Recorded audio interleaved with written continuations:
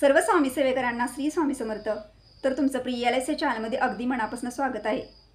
6 जुलै 2025 रोजी आषाढी एकादशी आहे आणि आषाढी एकादशीला देवशयनी एकादशी सुद्धा म्हणतात. तर आषाढी एकादशी दिवशी भगवान विष्णू हे क्षीरसागरामध्ये 4 महिन्यासाठी निद्रावस्थेत जातात. त्यासाठी 4 महिने भगवान विष्णूंची सेवा केली जात नाही. तर आषाढी एकादशी दिवशी हा अतिशय महत्त्वपूर्ण दिवस आहे भगवान विष्णूंची सेवा करण्यासाठी. विठ्ठलाचा अवतार हा भगवान विष्णू आहे. यासाठी आपल्याला जेवढी शक्य होईल तेवढे आपण भगवान विष्णूंची सुद्धा आषाढी एकादशी दिवशी सेवा करायची आहे. तर आपल्याला त्या दिवशी कोणता मंत्र म्हणायचा की दिवसभरामध्ये तुम्ही कोणता मंत्र म्हणू शकता. तसेच आषाढी एकादशी म्हटल्यानंतर अनेक वारकरी टाळ मृदुंगाच्या नादात आनंदामध्ये पंढरपूरला जाऊन विठ्ठल रुक्मिणीचं दर्शन घेतात. तर मी हाच तुम्हाला ह्या व्हिडिओमध्ये काय सांगणार तर तुम्हाला मी सांगणार आहे की आषाढी एकादशी दिवशी आपल्याला कोणता मंत्र म्हणायचा आहे किंवा आषाढी एकादशी दिवशी तुम्हाला तुळशीच्या पत्रांचा उपाय घरामध्ये करायचा आहे. हा उपाय केल्यानंतर तुमच्या मनातील कोणती पण कठीण जी इच्छा असेल ती इच्छा पूर्ण होईल. तुमच्या मनातील ज्या इच्छा असतील त्या पूर्ण होतील. यासाठी तुम्हाला आषाढी एकादशी दिवशी दिवसभरामध्ये कधीही तुम्ही हा तुळशीपत्राचा उपाय नक्कीच घरामध्ये करू शकता. तर तुम्ही हा व्हिडिओ कुठे स्किप न करता शेवटपर्यंत बघा. तुम्ही जर माझ्या चॅनलवर नवीन असाल तर चॅनलला लाईक करा, शेअर करा आणि नक्की सबस्क्राईब करा. चला आता व्हिडिओला सुरुवात करूया. आषाढी एकादशी अतिशय महत्त्वपूर्ण दिवस मानला गेला आहे. प्रत्येक भक्तजण आपापल्या पद्धतीनं या दिवशी उपवास सुद्धा करतात आणि आषाढी एकादशीचा उपवास दिवसभर केल्यानंतर आपण तो दुसऱ्या दिवशी उपवास सोडतो. तर आषाढी एकादशी दिवशी आपल्याला आपल्या घरातील सर्व देवांना अभिषेक घालून घ्यायचा आहे. ज्या अभिषेक घातल्यानंतर आपल्याला विठ्ठल रुक्मिणी जर आपल्या घरामध्ये मूर्ती असेल तर त्या मूर्तीवर सुद्धा आपल्या देवघरात जी पितळेची मूर्ती असते बघा त्या मूर्तीवर सुद्धा आपल्याला अभिषेक घालून घ्यायचा आहे. अभिषेक सर्व देवांना त्या दिवशी घालायचा, त्यांची पूजा करायची आणि विठ्ठल रुक्मिणीच्या चरणावर आपल्याला एक छोटंसं तुळशीपत्र आणि फुले अर्पण करायची आहेत. तुम्हाला तुमच्या घरामध्ये जर विठ्ठल रुक्मिणीची मूर्ती जर नसेल आणि भगवान विष्णूंची मूर्ती किंवा माता लक्ष्मीचा फोटो जरी असेल तर त्यांची पूजा तुम्ही केली तरी सुद्धा चालू शकते. तुम्हाला नक्कीच उद्याच्या दिवस तुळशीपत्र हे घरामध्ये विठ्ठल रुक्मिणीला किंवा भगवान विष्णूंना अर्पण नक्कीच करा. कारण उद्या तुळशीपत्राला खूप म्हणजे खूप महत्त्व आहे. आषाढ एकादशीमध्ये तुळशीपत्राला म्हणजे तुळशीला खूप महत्त्व आहे. यासाठी फक्त एवढं करा की उद्या तुम्हाला तुळस फक्त तोडायची नाही. तुमच्याकडे आधीच अवेलेबल असेल तर तुम्ही हे तुळशीपत्र आपल्या देवघरातील विठ्ठल रुक्मिणीला किंवा भगवान विष्णूंना अर्पण करू शकता. तर तुमची देवपूजा वगैरे सर्व घरातली झाल्यानंतर तुम्हाला दिवसभरामध्ये सेवा कोणत्या करायच्यात किंवा तुम्हाला उपाय काय करायचे याविषयी मी तुम्हाला सांगते. तर आपल्याला उद्या ज्या वेळेला आषाढ एकादशी आहे त्या दिवशी तुम्हाला न चुकता एक मंत्र दिवसभरामध्ये उच्चारायचा आहे. आता विठ्ठल विठ्ठल ह्या मंत्राचं तर आपण अखंड नामस्मरण करायचं आहे. आपल्याला सकाळी उठल्यापासून रात्री झोपेपर्यंत आपल्या मुखामध्ये ज्याप्रमाणे आपण श्री स्वामी समर्थ श्री स्वामी समर्थ म्हणत राहतो त्याच पद्धतीनं आपल्याला उद्या विठ्ठल विठ्ठल ह्या नामासुद्धा अखंड जप आपल्या मुखामध्ये ठेवायचा आहे. त्याच पद्धतीनं तुम्हाला एक मंत्र म्हणायचा आहे उद्याच्याला की जो मंत्र तुम्ही 108 वेळा घरामध्ये म्हणू शकता किंवा तो मंत्र तुम्ही 11 वेळा सुद्धा म्हणू शकता. खूप आणि खूप महत्त्वाचा हा मंत्र आहे. हा मंत्र कोणता ह्याविषयी मी तुम्हाला सांगते की त्या दिवशी भगवान विष्णूंची सेवा ही करणं खूप महत्त्वाचं आहे. कारण विठ्ठलाचा असा अवतार भगवान विष्णू आहेत. त्यामुळे तुम्ही भगवान विष्णूंची जरी सेवा केली तरीसुद्धा ती विठ्ठलाच्या चरणीच अर्पण होणार आहे. तर मी तुम्हाला सांगते भगवान विष्णूंची आपल्याला थोडक्यात त्याची कोणती सेवा करायची. यामुळे काय होईल, तुम्ही ही सेवा जर केली तर तुमच्या मनातील कोणती पण कठीण इच्छा असेल ती पूर्ण नक्कीच होतील. तुमच्या मनोकामना पूर्ण होतील किंवा तुमच्या आयुष्यात जे कोणते पण प्रॉब्लेम असतील त्यातून समस्येतून तुम्ही बाहेर नक्कीच पडाल. तर हा मंत्र जो आहे तो आपल्या नित्यसेवेच्या पुस्तकामध्ये जे मंत्र म्हणून जे दिलेलं असतं त्या मंत्रामध्येच हा मंत्र आहे बघा विष्णूंचा. तर तुम्हाला हा मंत्र तुमच्या देवघरापाशी बसून दिवसभरामध्ये कधी हा मंत्राचं जप तुम्ही करू शकता. तर आपल्याला हा मंत्र 108 वेळा करायचा आहे किंवा तुम्हाला 11 वेळा जरी शक्य झाला तरीच करा. पण हा मंत्र तुम्ही न चुकता घरामध्ये आषाढ एकादशी दिवशी नक्कीच म्हणा. तर हा मंत्र कोणता आहे मी तुम्हाला सांगते. हा मंत्र विष्णूंचा आहे. ओम नारायण विघ्नहे वासुदेवाय धीमहि तन्नो विष्णू प्रचोदयात. हा मंत्र आहे. तर हा मंत्र नित्यसेवेच्या पुस्तकातील तुम्ही बघून 108 वेळा म्हणा किंवा तुम्हाला 108 वेळा म्हणणं शक्य नसेल तर तुम्ही 11 वेळा जरी म्हटला देवघरापाशी बसून तरीसुद्धा चालेल. परंतु तुम्ही एक माळ ह्या मंत्राची नक्कीच करा दिवसभरामध्ये कधीही. त्यातून जर वेळच नसेल तर तुम्ही 11 वेळा म्हटला तरी चालेल. फक्त आपल्याला एक काम ह्या दिवसभरामध्ये करायचं की आपल्याला विठ्ठल विठ्ठल ह्या नामाचं अखंड नामस्मरण आपल्याला त्या दिवशी दिवसभर करायचं आहे. अशा पद्धतीनं पूजा वगैरे झाल्यानंतर तुम्हाला तुळशीचे अतिशय महत्त्वपूर्ण उपाय तुम्हाला तुमच्या घरामध्ये करायचे आहेत आणि हे उपाय आपल्याला आषाढी एकादशी दिवशीच करायचे आहे। यासाठी तुम्हाला तुळशीची जी पानं असतील ती तुम्हाला आदल्या दिवशी तुम्ही तोडून ठेवा, तुम्हाला त्या दिवशी तोडायचे नाहीत। किंवा जर तुम्ही जर माझा हा व्हिडिओ आषाढी एकादशी दिवशीच बघितलेला असणार आहे तर तुम्ही काय करा, तुमच्या शेजारी जे मार्केट वगैरे असते जिथे फुले वगैरे भेटतात बघा, देवाचं सामान, तिथं सुद्धा तुम्हाला तुळशीपत्र नक्कीच मिळून जाईल। तर तिथून जरी तुम्ही तुळशीपत्र घरी आणून जरी हा उपाय केला तरी सुद्धा चालू शकते। तुळशीचा उपाय अतिशय महत्त्वपूर्ण उपाय आणि तुळस ही आषाढी एकादशी दिवशी अतिशय महत्त्वाचे मानले गेलेले आहे। त्यामुळे हे लक्षात घ्यायचं की तुळशीची सुद्धा आपल्याला त्या दिवशी पूजा करायची आहे।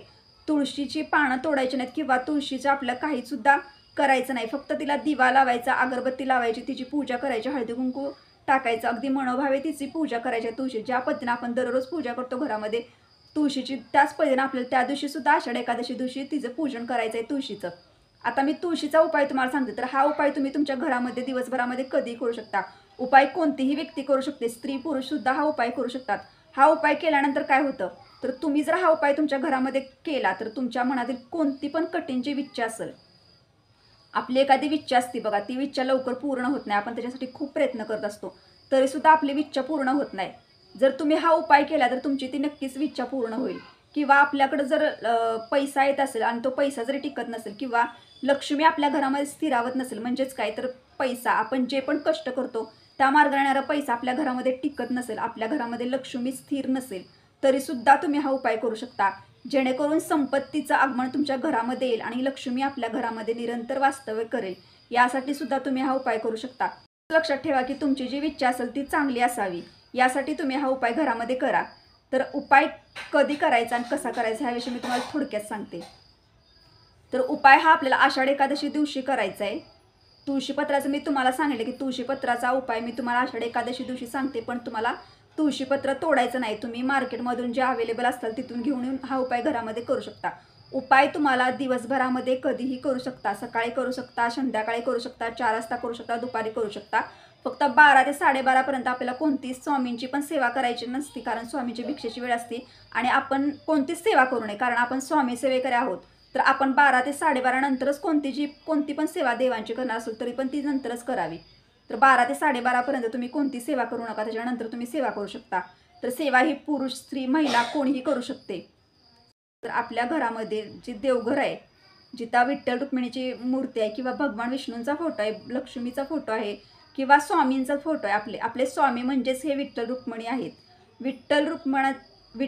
विठ्ठलाचा अवतार म्हणजेच पांडुरंगाचा अवतार, भगवान विष्णूंचा अवतार हाच आपल्या स्वामी समर्थ आहेत आणि स्वामी हे सर्व देवांचे अवतार आहेत। त्यासाठी आपल्या घरामध्ये जरी स्वामींचा फोटो जरी असेल आणि स्वामींची मूर्ती जरी असेल तरी सुद्धा चालेल।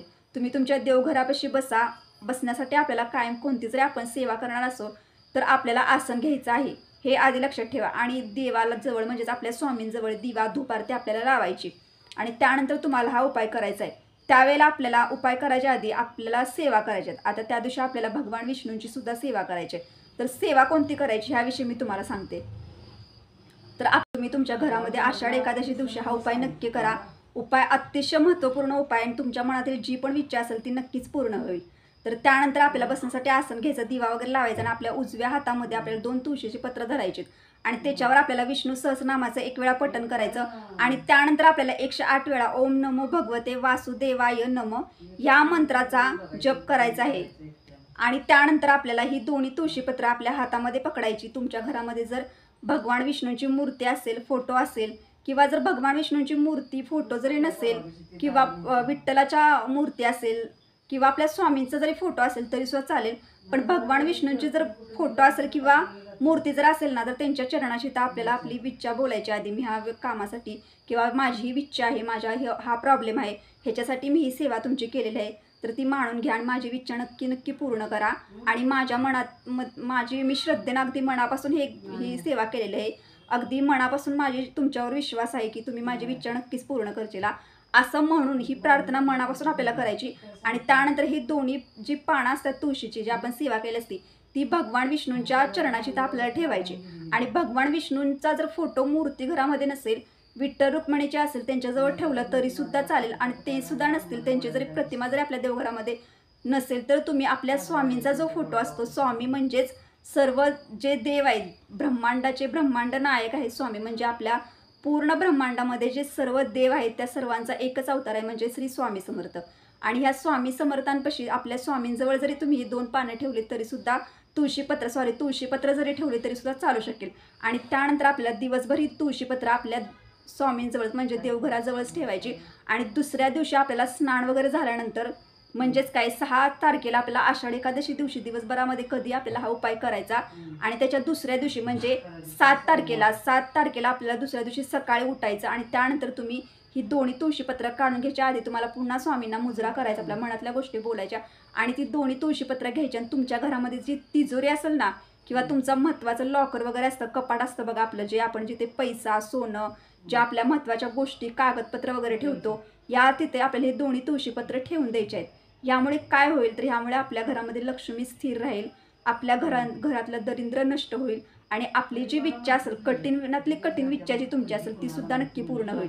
अगदी मनापासून तुम्ही श्रद्धेनं फक्त उपाय करा. उपाय खूप म्हणजे खूप महत्त्वाचा आहे. आणि तुळशीपत्र हे आषाढ एकादशीला किती महत्त्वाचं मानलं गेलं. आषाढ एकादशी दिवशीच आपल्याला तुळशीपत्राचा हा उपाय घरामध्ये करायचा आहे. तुम्ही उपाय नक्की करून बघा, नक्की तुम्हाला अनुभव नक्कीच येईल. फक्त एवढंच लक्षात ठेवा की कोणता पण उपाय, मी जे उपाय तुम्हाला सांगते ते उपाय जे तुम्ही घरामध्ये करता ते उपाय अगदी श्रद्धेने मनापासून आपल्याला करायचे असतात. कारण जेव्हा आपण श्रद्धेने मनापासून एखादा उपाय करतो, सेवा करतो, तेव्हाच त्या सेवेचं आपल्याला फळ मिळतं. तर सर्वांनी अशा पद्धतीने आषाढ एकादशी दिवशी हा उपाय नक्कीच करा. जेवढ्या आपल्याला आषाढ एकादशी दिवशी सेवा करणं शक्य होईल तेवढी सेवा आपल्याला आपल्या घरामध्ये करायची आहे. आणि सर्वांना आषाढ एकादशीच्या खूप खूप शुभेच्छा. सर्वांनी मनापासून आषाढ एकादशी दिवशी विठ्ठल रुक्मिणीची, भगवान विष्णूंची सेवा करा, आपल्या स्वामींची सेवा करा, स्वामींचा जप करा, स्वामींचं नामस्मरण करा. त्याच पद्धतीने आपल्याला विठ्ठल विठ्ठल ह्या नामाचं अखंड नामस्मरण करायचं आहे. तुम्हाला काही जरी जमलं नाही तरी सुद्धा तुम्ही अखंड विठ्ठल विठ्ठल ह्या नामाचं नामस्मरण अखंड आपल्या मुखात ठेवा आणि तुळशीचा उपाय न चुकता तुमच्या घरामध्ये करा. तर अशा पद्धतीने मी तुम्हाला ह्या व्हिडिओमध्ये तुळशीचा उपाय किंवा तुळशीची कोणता उपाय, कठीण इच्छा पूर्ण होण्यासाठी कोणता उपाय आपण करू शकतो याविषयी मी तुम्हाला सविस्तर ह्या व्हिडिओमध्ये माहिती दिली. तर तुम्हाला जर हा व्हिडिओ आवडला असेल तर लाईक करा, शेअर करा, नक्की सबस्क्राईब करा. भेटू आता नेक्स्ट व्हिडिओमध्ये. तोपर्यंत सर्व स्वामी सेवेकरांना श्री स्वामी समर्थ.